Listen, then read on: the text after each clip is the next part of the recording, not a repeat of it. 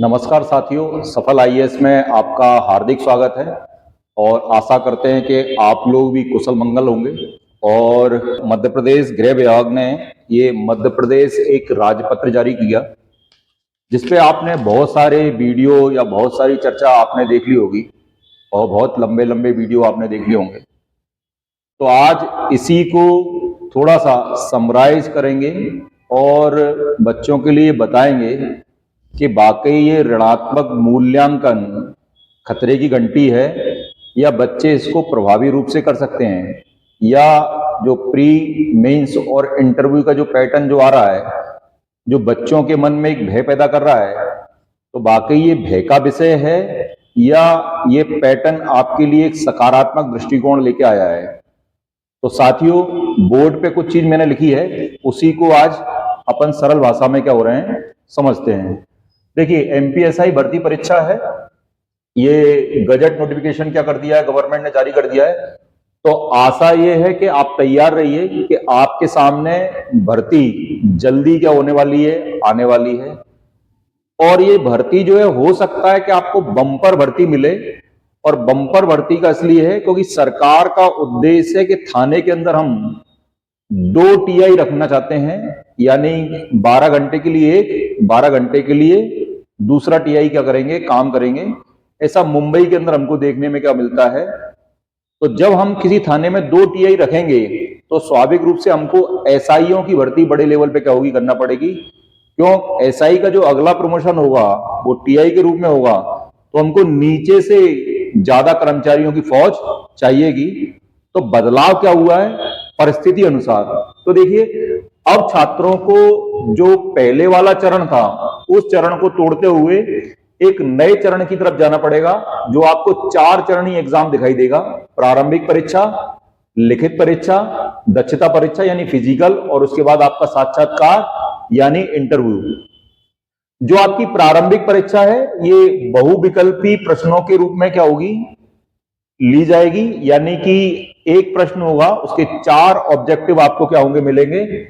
ध्यान रखना, इसके नंबर नहीं जुड़ेंगे, यानी कह सकते हैं ये क्वालिफाई एग्जाम है। जैसे एमपीपीएससी प्री लेती है, उसी प्रकार से एमपीएसआई जब एग्जाम होगा तो जो प्रारंभिक चरण है ये क्वालिफाई होगा। उसके बाद आपकी लिखित परीक्षा ली जाएगी, ये 600 अंकों की होगी। उसके बाद आपका फिजिकल होगा, ये आपका 100 अंकों का होगा। और उसके बाद आपका इंटरव्यू होगा, जो चयनित आईपीएस अधिकारियों के द्वारा क्या होता है, लिया जाता है। 2 या 3 लोगों की एक टीम बैठती है, जो आपको परखने का काम करती है कि आप इस नौकरी के योग्य हैं या नहीं है।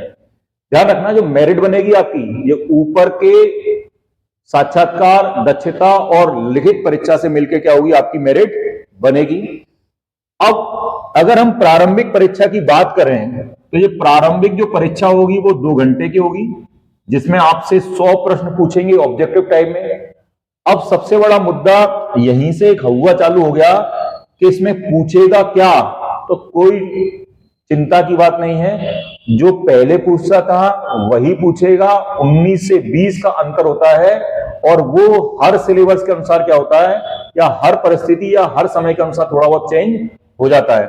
हिंदी पूछेगा, अंग्रेजी पूछेगा, आपसे रीजनिंग पूछेगा, इतिहास पूछेगा, भूगोल पूछेगा, विज्ञान पूछेगा, संविधान पूछेगा, कंप्यूटर का बुनियादी ज्ञान पूछेगा, आपसे मैथ्स पूछेगा और करंट अफेयर पूछेगा।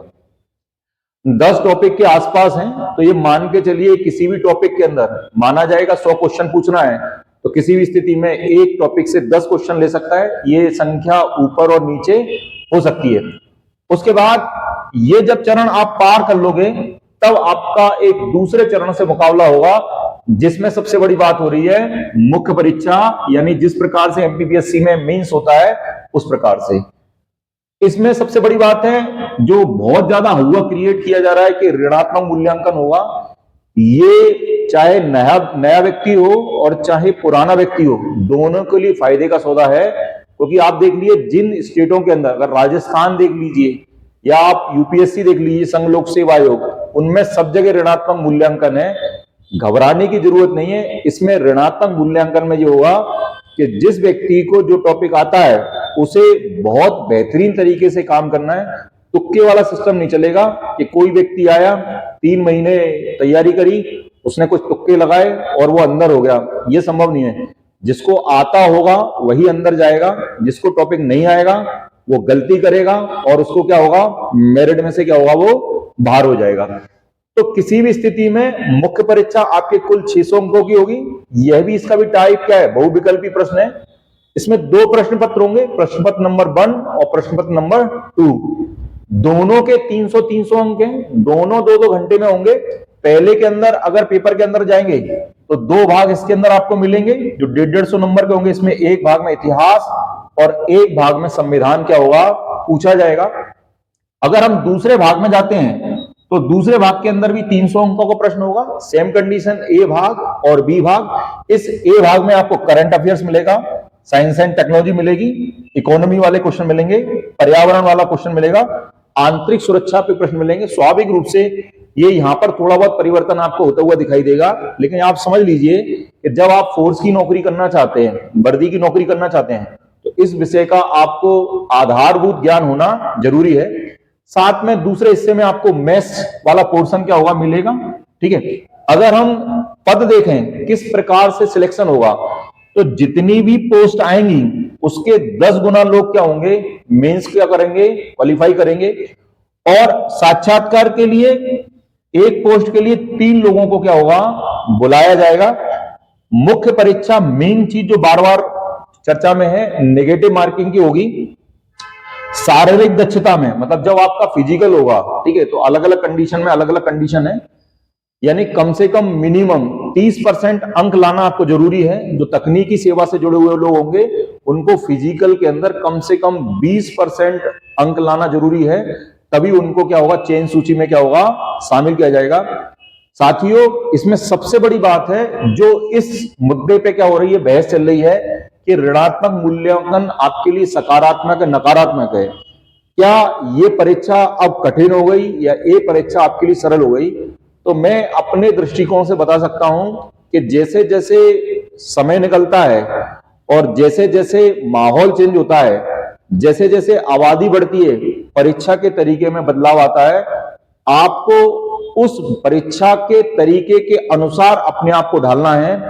माइनस मार्किंग से आपको डरना नहीं है, क्योंकि जब माइनस मार्किंग होगी तो एग्जामिनर जब पेपर सेट करता है तो उसकी अप्रोच माइनस हो जाती है, यानी वो एक ऋणात्मक मूल्यांकन के हिसाब से पेपर बनाता है। तो आपको ये करना है कि जरूरी नहीं है कि आपको किसी भी स्थिति में इसमें सारे टॉपिक आपको बेहतरीन आते हों। जो टॉपिक आपको बहुत अच्छा आता है उसको बहुत अच्छा कर सकते हैं, और जो नहीं आता वहां पर आप रिस्क ले सकते हैं। यानी कहने का मतलब है, ये वो चलन चला गया कि आपके पास जितने प्रश्न आएंगे उतने प्रश्न आप करके लगा दोगे, और फिर क्या होगा कि जो गलत होंगे वो आपके सही प्रश्नों को लेके क्या होंगे, चले जाएंगे। क्योंकि इसमें अभी ये नहीं बताया गया कि जो ऋणात्मक मूल्यांकन होगा वह आपके किस पद्धति पे काम करेगा। जैसे मान लीजिए यूपीएससी के अंदर सरल भाषा में अगर आपके 3 गलत हो रहे हैं तो आपका एक सही प्रश्न क्या होगा, वो ले जाता है। तो आप इस बात के लिए तैयार रहिए कि इस ऋणात्मक मूल्यांकन से डरना नहीं है। जो भी टॉपिक आपका मजबूत है उस टॉपिक को मजबूत करिए और मजबूत करिए। आप इस बात का इंतजार मत करिए कि वैकेंसी आएगी तब हम तैयारी करेंगे। ये उसकी हल्की सी एक सूचना है कि आपके सामने कुछ ही समय में एमपीएसआई की बम्पर भर्ती आने वाली है, और आप इस पैटर्न के अनुसार अपने आप को तैयार कर लीजिए और परीक्षा में क्या करिए, लग जाइए। आपके उज्जवल भविष्य की कामना सफल आईएएस करती है। धन्यवाद।